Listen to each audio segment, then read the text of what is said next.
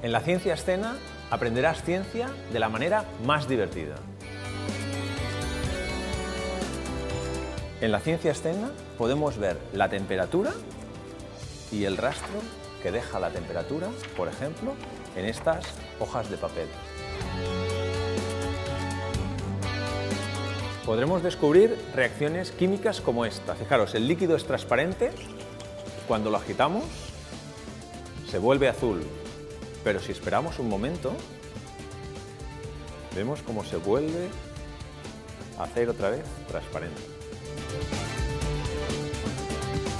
En un experimento veréis cómo convertimos el agua en vino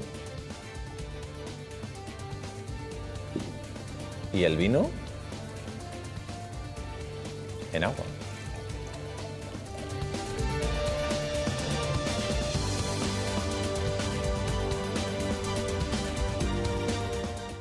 En la Ciencia Escena te explicaremos el porqué de todos estos experimentos.